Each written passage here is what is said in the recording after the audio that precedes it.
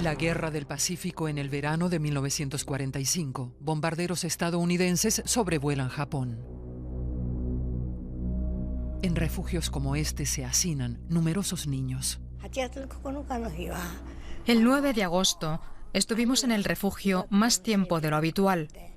Decían que acababa de caer una nueva bomba en Hiroshima. En el avión apenas son conscientes de las consecuencias del lanzamiento. Nos limitábamos a seguir la ruta aérea. Solo queríamos deshacernos de aquella cosa. Aquella cosa no contenía uranio como la bomba de Hiroshima, sino plutonio. Desarrollarla había costado miles de millones. Lo interesante es que ya tenían una bomba atómica, la de Hiroshima. Aún así, todos los esfuerzos se dirigieron a la bomba de plutonio. ¿Cree que no la iban a emplear también? Es una pregunta interesante.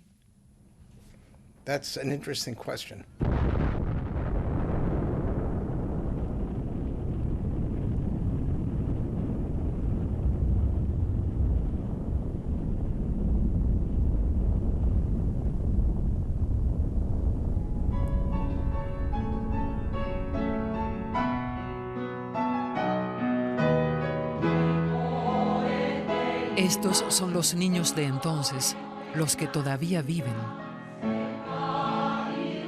Aún hoy se preguntan por qué cayó aquella segunda bomba y arrasó su ciudad.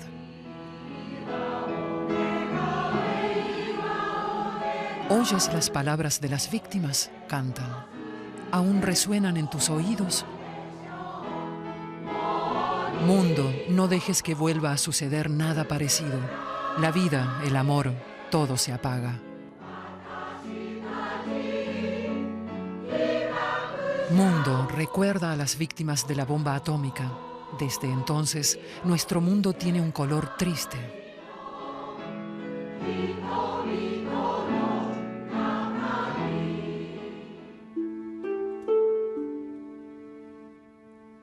En el búnker, la muerte ya se sentía cerca mucho antes. Cuenta Sakue Shimohira, que tenía 6 años.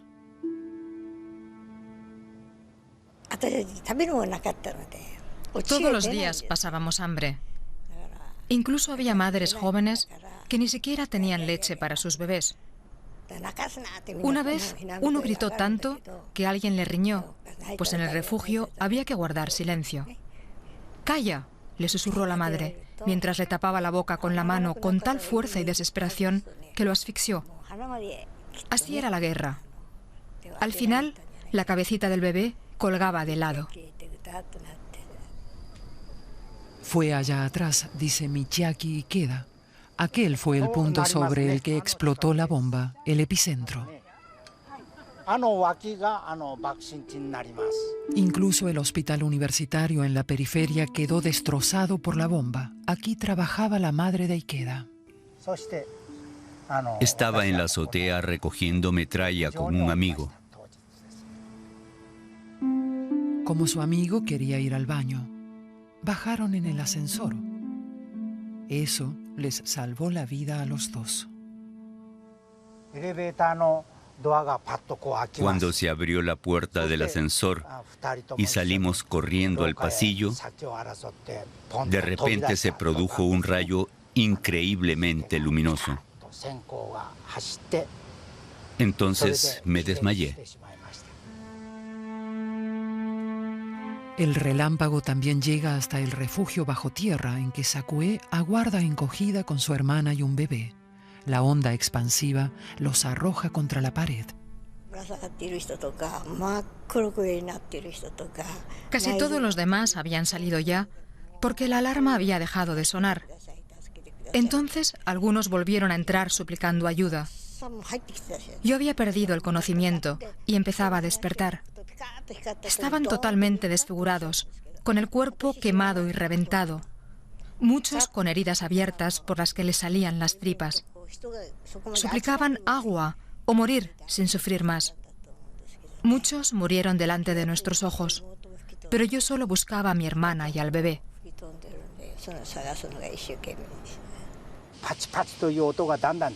Cuando recuperé la conciencia en el pasillo del hospital, vi fuego por todas partes. Las llamas venían hacia mí. El suelo estaba cubierto de arena y vidrios rotos.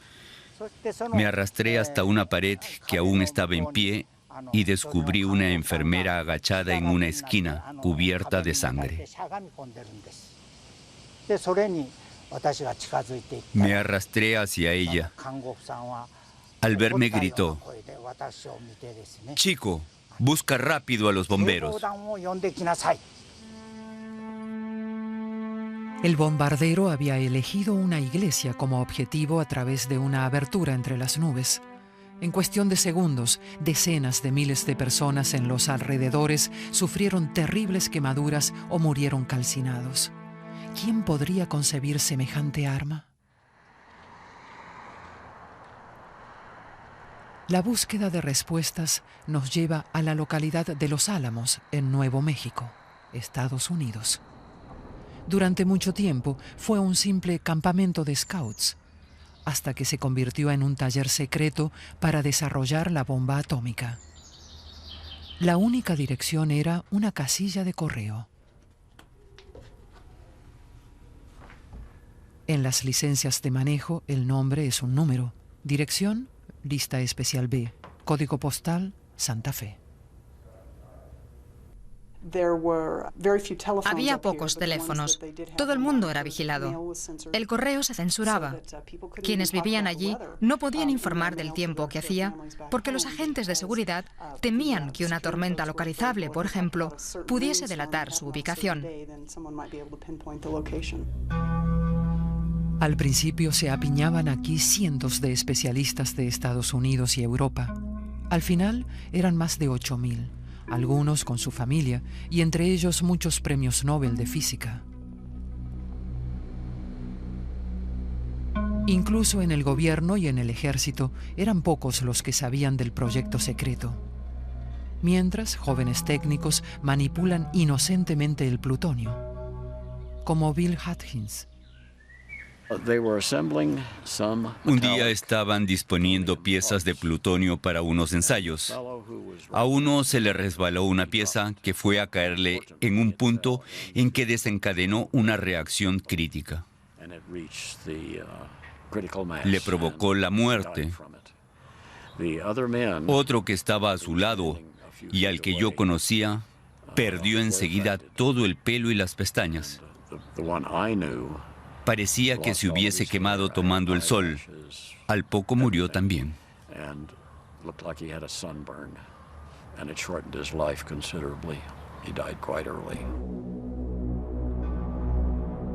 El 16 de julio de 1945, los trabajadores dejan caer la primera bomba de plutonio desde la altura de detonación deseada en el desierto de Nuevo México.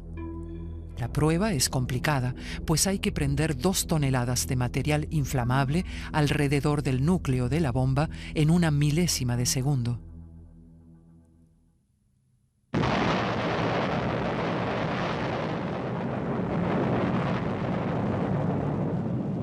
Es la primera explosión nuclear de la historia, observada por sus responsables a 9 kilómetros de distancia. Luego se extiende la noticia de que en el desierto ha explotado un depósito de municiones. ¿Eran todos conscientes de que esta bomba arrasaría ciudades enteras? Sí, desde luego. Después de la prueba sabían lo destructiva que sería la bomba. Ante los restos de la torre de acero devastada posan los jefes Robert Oppenheimer y el general Leslie Groves. Pero dentro de Los Álamos también hubo voces críticas. Muchos científicos solo querían demostrar a los japoneses lo que les podía pasar, pero Oppenheimer detuvo su petición al gobierno. Los críticos se quedan solos. Estados Unidos, como leen más tarde, no tiene bombas que desperdiciar. Pero, ¿por qué tuvieron que ser 2 bombas?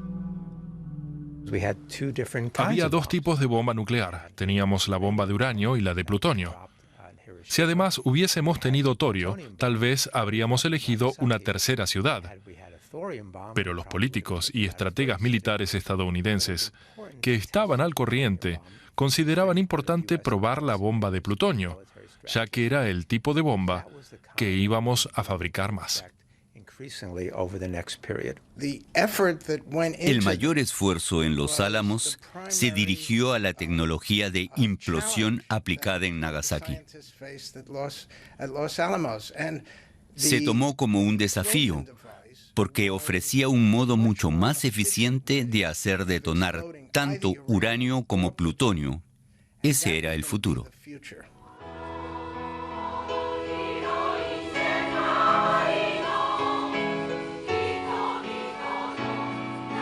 Así que las víctimas de Nagasaki se usaron como conejillos de indias para que el fabricante de bombas estadounidense pudiera decidir cuál de sus modelos producir en serie. Durante 70 años, los habitantes de Nagasaki criticaron en sus actos conmemorativos a los gobiernos por sus guerras, también al japonés. La suya fue siempre una ciudad abierta al mundo.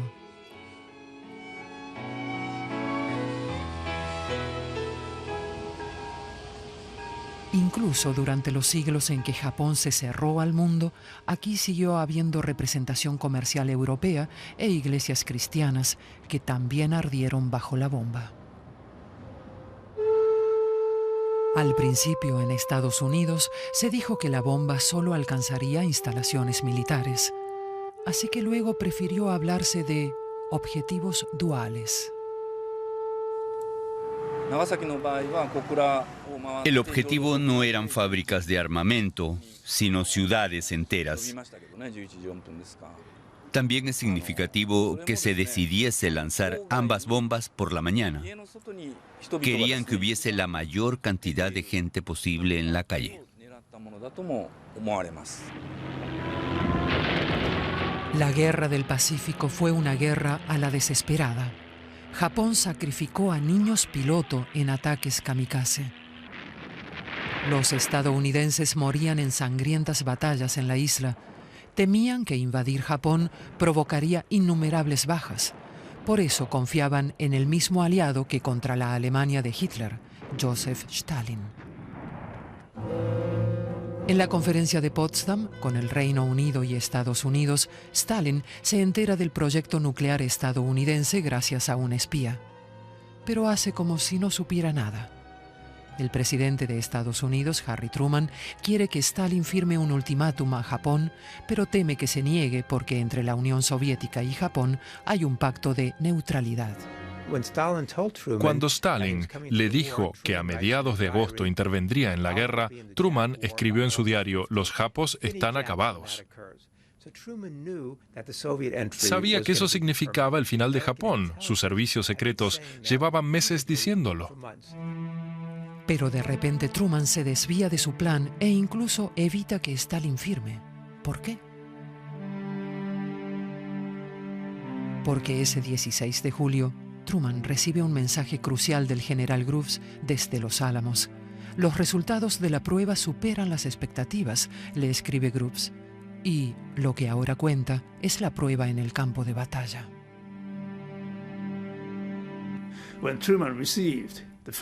Cuando Truman recibió ese primer mensaje sobre el éxito de la detonación de la bomba, anotó: "He recibido grandes noticias. La bomba es tan potente que ha derretido una torre de acero". Y a continuación añade: "Pero solo la emplearemos contra objetivos militares. Somos una nación civilizada. No la vamos a lanzar contra mujeres y niños". Imagínese, semejante arma destructiva lanzada en medio de una gran ciudad. ¿Cómo no iba a afectar a mujeres y niños? El proceso de negación de la realidad había empezado.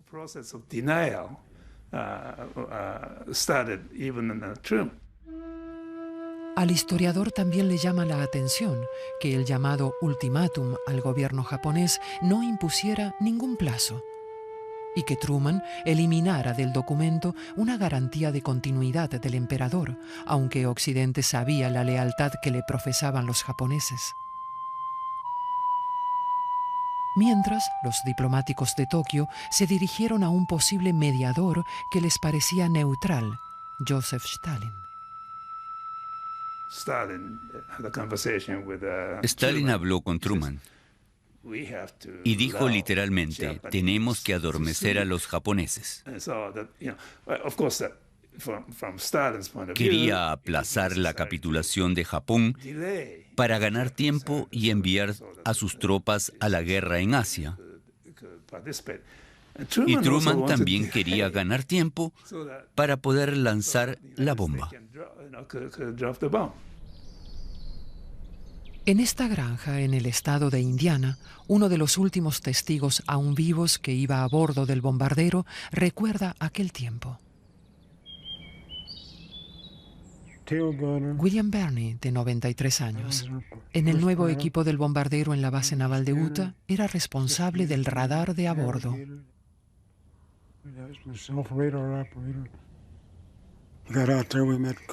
Estábamos bajo el mando del coronel Tibbets. Nos dijo, ahora ustedes son soldados de élite y debemos llevar a cabo una pequeña misión de alto secreto. Junto con un segundo piloto llamado Charles Sweeney, aquí a la derecha de Tibbets, practicaron la técnica de lanzamiento. Solo teníamos que volar, por ejemplo, sobre el desierto de Mojave. Los científicos calculaban con réplicas a qué altura debía explotar la bomba para causar el mayor daño posible. No sabíamos nada más, solo hacíamos lo que nos decían. Luego, la unidad de Burney se traslada con los aviones a Tinian, una de las Islas Marianas en el Pacífico, y se carga la primera bomba.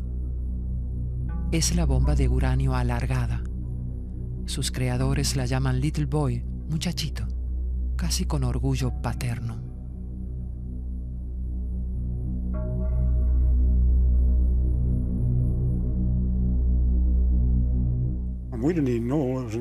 No teníamos ni idea de que era una bomba nuclear.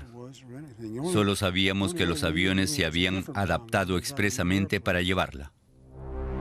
Tibbets hace pintar sobre la cabina Enola Gay. Es el nombre de su madre. Le esperan más de 6 horas de vuelo. En los aparatos que lo acompañan viajan fotógrafos y técnicos que deberán medir la fuerza de la explosión.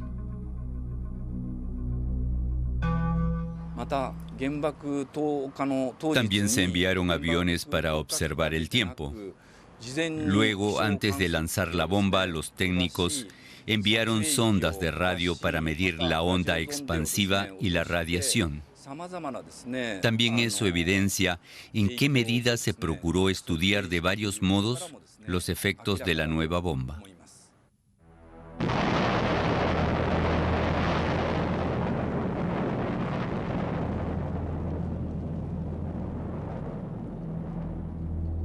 Más de 100.000 personas perdieron la vida en Hiroshima.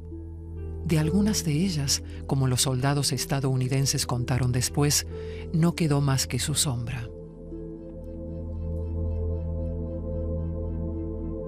Ante un relámpago, todo obstáculo protege su entorno durante una fracción de segundo, así que su sombra queda dibujada, incluso si es una persona que camina por la calle.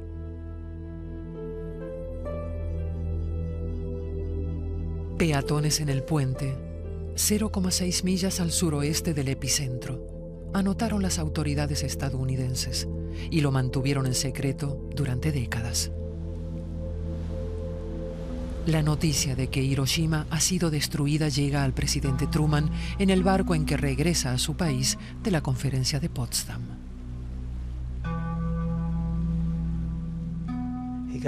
Cuando recibió el informe de Hiroshima, dio un brinco y exclamó, «Es lo más grande de la historia». Saltaba de contento. ¿Por qué estaba tan entusiasmado? Era un hombre correcto.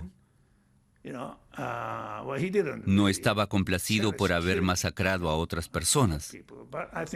Creo que se debía a que todo había resultado exactamente como lo había planeado. Había conseguido lanzar la bomba antes de que los soviéticos intervinieran en la guerra.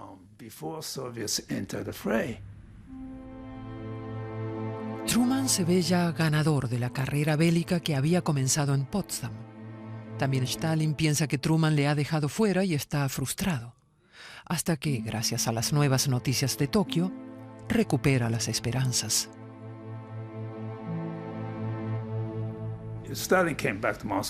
Stalin volvió de Potsdam a Moscú el 5 de agosto. Se había apresurado a tomar ciertas medidas para prepararse para la guerra. El 6 de agosto, tras Hiroshima, en su agenda no se lee nada. Eso muestra lo conmocionado que estaba. Pensaba que todo había terminado, que habían perdido. Estaba seguro de que Japón capitularía. Y justo entonces volvió el embajador japonés y pidió a Stalin que actuara de mediador. Este reaccionó de inmediato y ordenó atacar Japón 48 horas antes de lo previsto.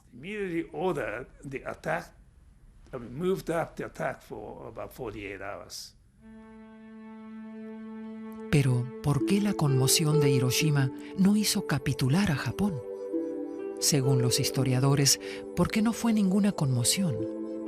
Para el Consejo de Guerra japonés, el sufrimiento de la población civil no era motivo para modificar el curso previsto.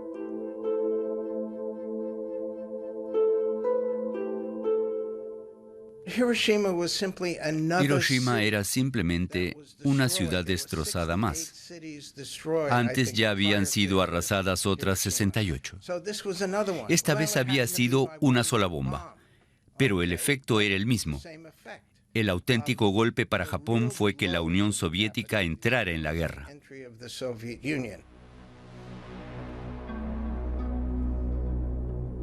Pero en lugar de esperar a ver por dónde ataca Moscú, Estados Unidos parece apresurarse a lanzar también la segunda bomba. Fat Man, hombre gordo, el modelo de plutonio.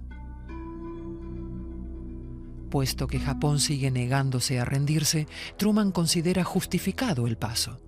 Anuncia al país una lluvia destructora. La misión se ve obstaculizada por varios problemas. El aparato lleva demasiado poco combustible. El tercer avión no aparece. El objetivo principal, la ciudad portuaria de Kokura, y el secundario, Nagasaki, están cubiertos de nubes. Por eso no dimos en el blanco previsto. Habíamos tenido que usar el radar y hasta el último momento el encargado de la bomba no pudo actuar. Veía la ciudad, pero no el centro. Aún así, la bomba cubrió un gran territorio.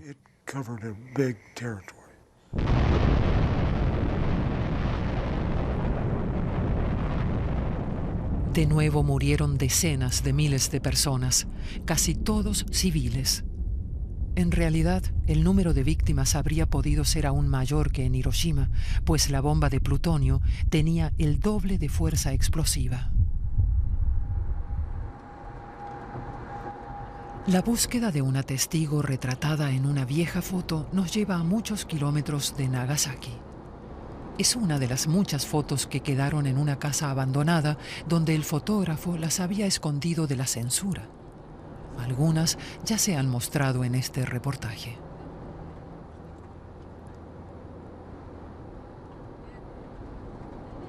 Pero la última foto no se comprende sin conocer una historia.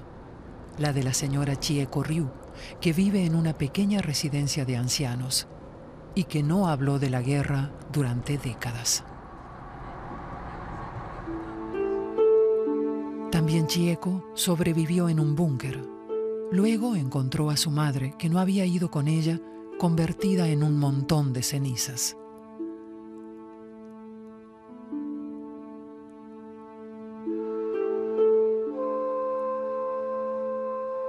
¿A dónde mira en la foto?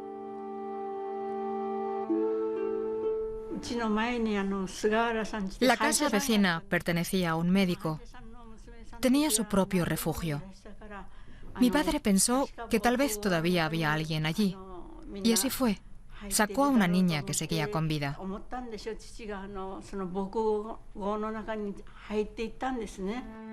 ¿Cómo pudieron usted y su padre identificar a su madre?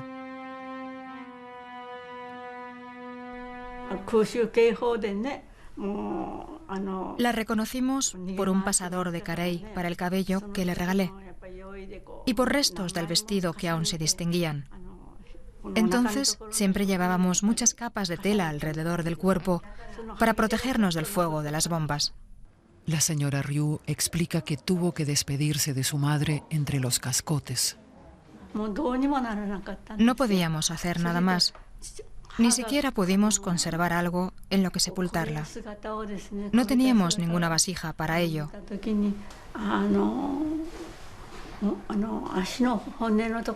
Miré aquel cadáver carbonizado que había sido mi madre. Le rocé un pie y se desintegró. Se deshizo como arena seca. Se convirtió en polvo, sin más. Solo le queda un pequeño altar para honrar a su madre. Y su humildad ante los dioses, dice, por permitirle vivir tanto tiempo. Desde entonces agradecí cada día en que tuve salud. Mi madre rezaba muy a menudo. Creo que solo por eso sigo estando aquí.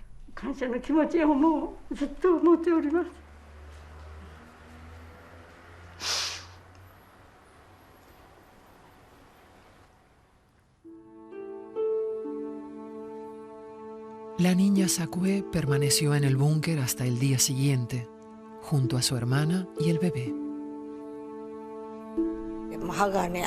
Nos castañeaban los dientes, nos aferramos unos a otros durante toda la noche y gritamos: «Mamá, mamá, ven rápido, por favor». Pero nadie vino a socorrernos.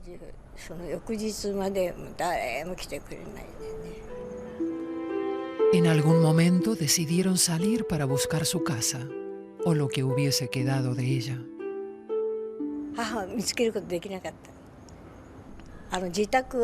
Al principio no encontramos a nuestra madre, que había muerto a unos cientos de metros de la casa.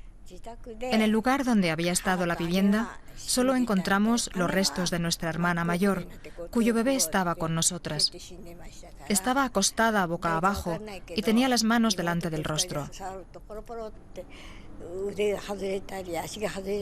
No sabíamos quién era. Solo cuando giramos el cuerpo con cuidado y pudimos separar las manos, la reconocimos por la forma de los ojos.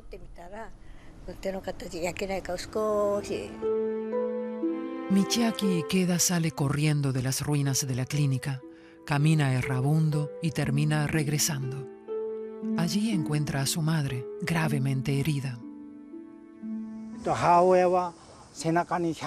Estaba echada boca abajo en una cama y no podía moverse, porque tenía cientos de vidrios rotos clavados en la espalda. Hasta entonces no había llorado, pero cuando la vi, me deshice en llanto. No hay nada para atender a los heridos. Los médicos de Nagasaki están atendiendo a quemados que han sobrevivido en Hiroshima.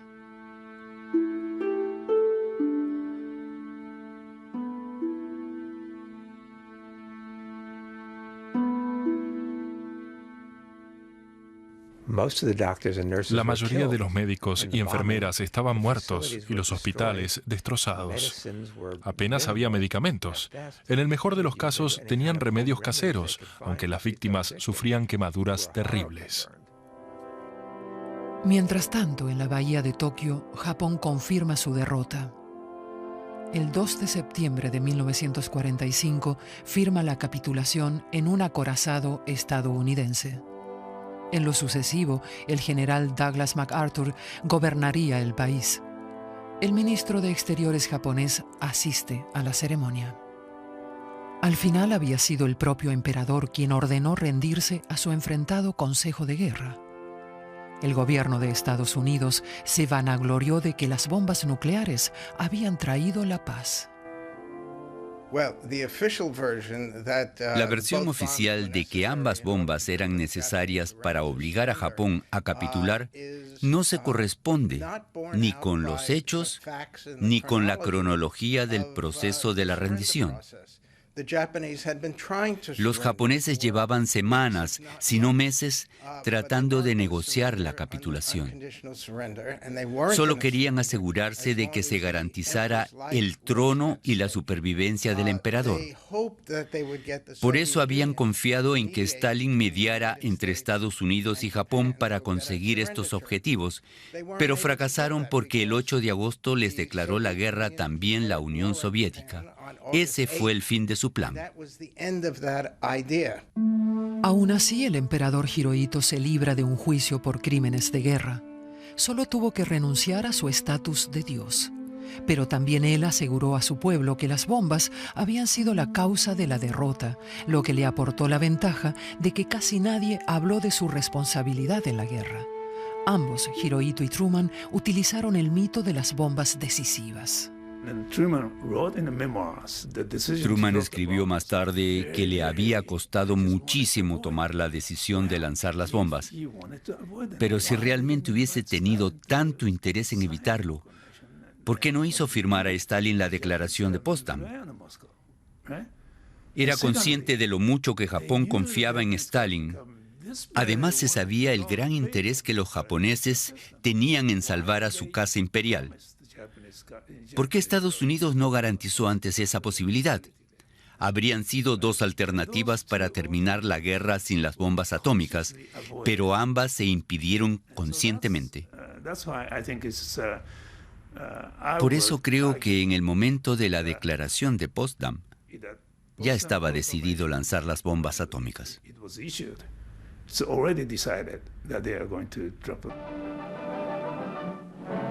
Incluso en los noticieros del ejército estadounidense se mostraba que Japón ya había sido arrasado antes de Nagasaki. Justo al finalizar la guerra, se dijo que casi todas las grandes ciudades, desde Osaka hasta Tokio, habían sido destruidas. La flota japonesa acribillada en los puertos, el país fuera de combate, escenas que demostraban, en palabras textuales del locutor, que Japón estaba claramente vencido antes de lanzar las bombas. Scenes like these leave no doubt that Japan was thoroughly beaten before the atomic bomb. También casi todos los generales y almirantes estadounidenses que consiguieron el rango de 5 estrellas en la guerra declararon a su término que el bombardeo había sido militarmente innecesario o moralmente reprobable. Quien lo dijo con más claridad fue el propio jefe del Estado Mayor de Truman, el almirante William Leahy. Recriminó a Truman que ese no era modo de hacer una guerra. Llegó a decir: Truman me aseguró que solo se atacarían objetivos militares. Pero matamos a tantas mujeres y niños como pudimos, exactamente como querían desde el principio.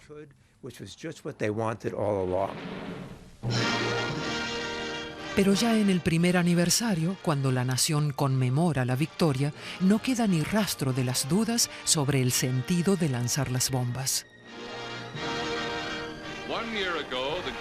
Hace un año terminó la mayor de todas las guerras, se aseguró. Y no porque a los japoneses les faltaran armas o soldados. Junto a imágenes de archivo se habla de grandes ejércitos y arsenales.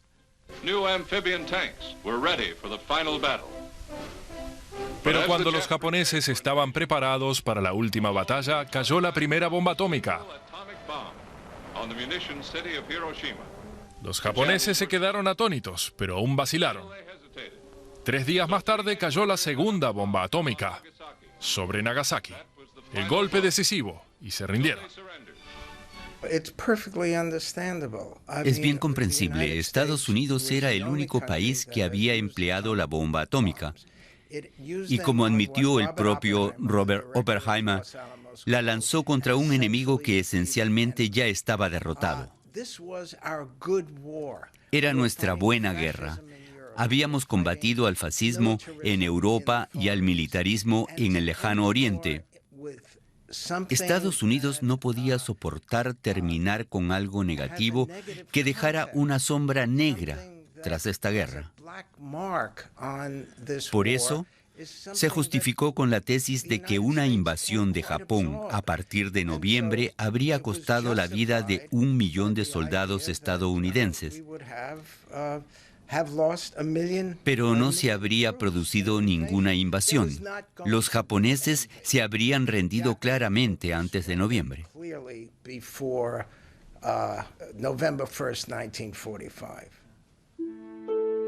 Para las víctimas de la radiación, el fin de la guerra apenas supuso un alivio. Algunos fueron acogidos por sus parientes. También Sakue Shimohira, pero no tarda en volver a malvivir entre las ruinas con su hermana, como muchos otros.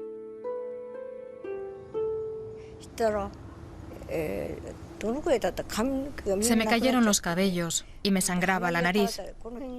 Yo no me daba cuenta hasta que la sangre caía en mi ropa y veía las manchas. Entonces los otros niños me dijeron: no te acerques, eso es muy raro y asqueroso. Los pocos voluntarios se dan cuenta que el número de muertes entre los sobrevivientes aumenta rápidamente, pero ya no solo a causa de las heridas, sino también porque cada vez más niños se tiran al tren. Mi hermana me dijo: sería mejor que muriésemos y fuésemos al lugar donde está nuestra madre. Traté de quitarle la idea de la cabeza, pero un día no regresó a casa y la encontré en las vías.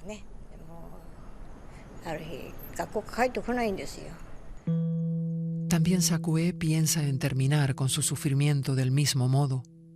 Pero cuando la locomotora negra viene hacia ella, en el último momento salta a un lado. Los estadounidenses tampoco conocen los efectos tardíos de la bomba, así que designan una comisión secreta. Anotan que se observan idénticos fenómenos tanto en Nagasaki como en Hiroshima. Los expertos lo denominan radiation sickness, enfermedad de la radiación. Otros lo llaman la peste de la radiación. No se conoce ninguna cura.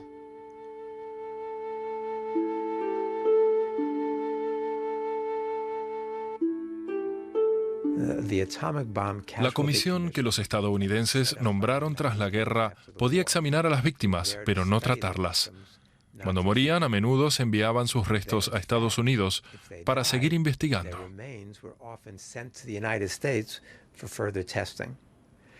Por eso, muchos japoneses aún piensan que los usaron como conejillos de Indias para un experimento estadounidense. Tengo muchos amigos entre los supervivientes. Muchos cuentan que entonces los trataron de forma terrible. Los humillaban, los obligaban a aparecer desnudos en la plataforma ante un auditorio de médicos.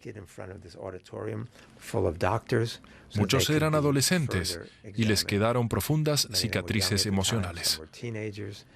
Creo que el papel de Estados Unidos en aquella época fue deplorable e incluso criminal. At best, criminal at worst.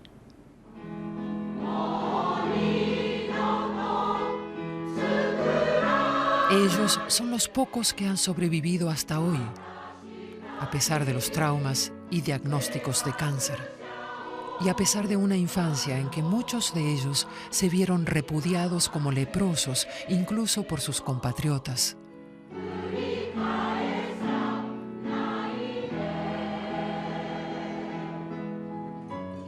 ¿Quién explicará lo que nos sucedió cuando ya no estemos aquí?, dicen.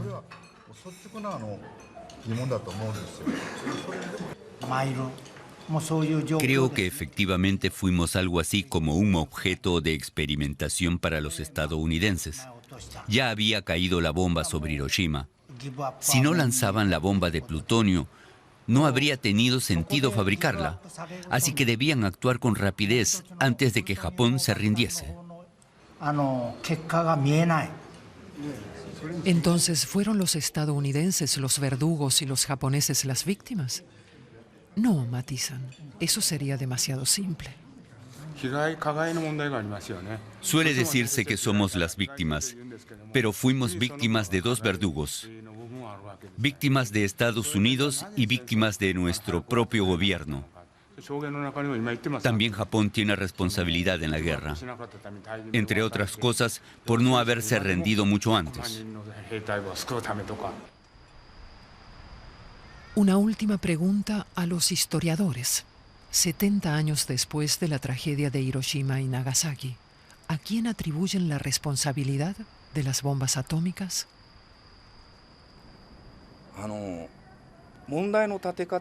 En sus bombardeos sobre ciudades, y no solo Hiroshima y Nagasaki, Estados Unidos cruzó un umbral al dirigir la guerra contra civiles.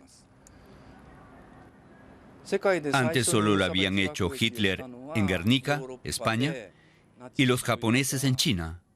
Y Occidente lo había considerado una barbarie. Pero los británicos hicieron lo mismo en Dresde y los estadounidenses primero en Tokio. Y luego ya con las dos bombas nucleares traspasaron este límite definitivamente.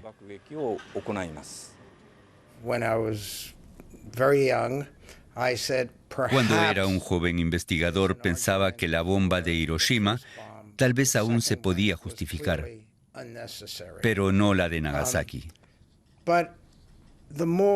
Pero cuanto más he sabido de lo que pasó entre Japón, Estados Unidos y Rusia, más me convenzo de que ninguna de las bombas fue necesaria.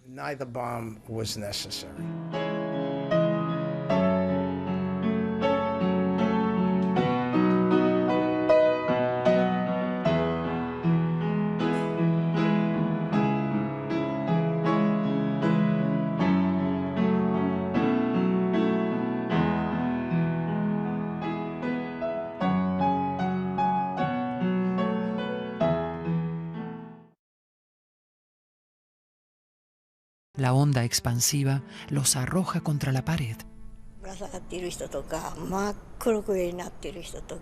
Casi todos los demás habían salido ya porque la alarma había dejado de sonar. Entonces algunos volvieron a entrar suplicando ayuda. Yo había perdido el conocimiento y empezaba a despertar. Estaban totalmente desfigurados, con el cuerpo quemado y reventado. Muchos con heridas abiertas por las que les salían las tripas. Suplicaban agua o morir sin sufrir más. Muchos murieron delante de nuestros ojos, pero yo solo buscaba a mi hermana y al bebé.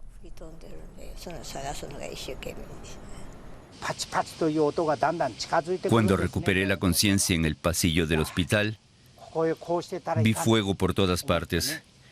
Las llamas venían hacia mí. El suelo estaba cubierto de arena y vidrios rotos. Me arrastré hasta una pared que aún estaba en pie y descubrí una enfermera agachada en una esquina, cubierta de sangre. Me arrastré hacia ella. Al verme gritó: «Chico, busca rápido a los bomberos». El bombardero había elegido una iglesia como objetivo a través de una abertura entre las nubes. En cuestión de segundos, decenas de miles de personas en los alrededores sufrieron terribles quemaduras o murieron calcinados. ¿Quién podría concebir semejante arma? La búsqueda de respuestas nos lleva a la localidad de Los Álamos, en Nuevo México, Estados Unidos. Durante mucho tiempo fue un simple campamento de scouts, hasta que se convirtió en un taller secreto para desarrollar la bomba atómica. La única dirección era una casilla de correo. En las licencias de manejo, el nombre es un número. Dirección, lista especial B. Código postal, Santa Fe. Había pocos teléfonos. Todo el mundo era vigilado. El correo se censuraba. Quienes vivían allí no podían informar del tiempo que hacía porque los agentes de seguridad temían que una tormenta localizable, por ejemplo, pudiese delatar su ubicación. Al principio se apiñaban aquí cientos de especialistas de Estados Unidos y Europa. Al final eran más de 8.000. Algunos con su familia, y entre ellos muchos.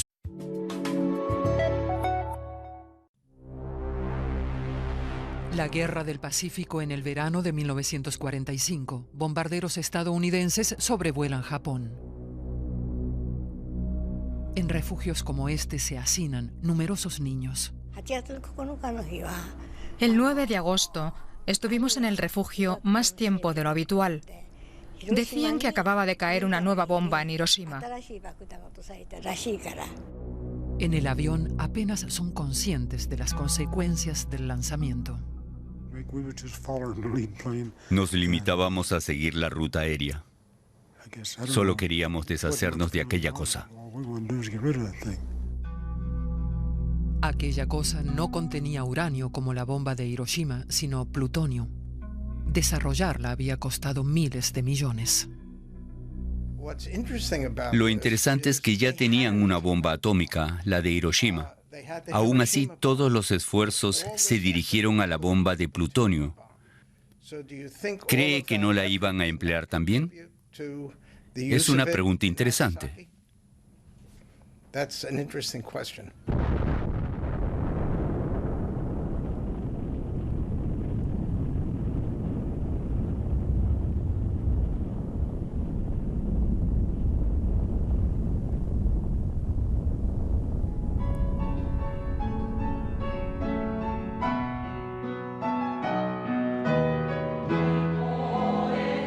Estos son los niños de entonces, los que todavía viven. Aún hoy se preguntan por qué cayó aquella segunda bomba y arrasó su ciudad.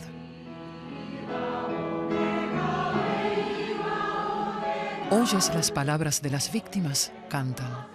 ¿Aún resuenan en tus oídos? Mundo, no dejes que vuelva a suceder nada parecido. La vida, el amor, todo se apaga. Mundo, recuerda a las víctimas de la bomba atómica. Desde entonces, nuestro mundo tiene un color triste.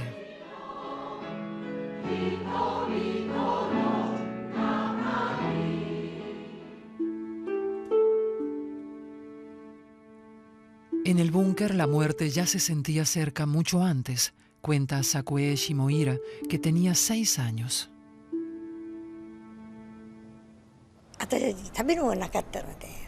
Todos los días pasábamos hambre. Incluso había madres jóvenes que ni siquiera tenían leche para sus bebés. Una vez, uno gritó tanto que alguien le riñó, pues en el refugio había que guardar silencio. «¡Calla!», le susurró la madre, mientras le tapaba la boca con la mano con tal fuerza y desesperación que lo asfixió. Así era la guerra. Al final, la cabecita del bebé colgaba de lado. Fue allá atrás, dice Michiaki Ikeda. Aquel fue el punto sobre el que explotó la bomba, el epicentro. Incluso el hospital universitario en la periferia quedó destrozado por la bomba. Aquí trabajaba la madre de Ikeda. Estaba en la azotea recogiendo metralla con un amigo. Como su amigo quería ir al baño, bajaron en el ascensor. Eso les salvó la vida a los dos. Cuando se abrió la puerta del ascensor y salimos corriendo al pasillo, de repente se produjo un rayo increíblemente luminoso. Entonces me desmayé. El relámpago también llega hasta el refugio bajo tierra en que Sakue aguarda encogida con su hermana y un bebé.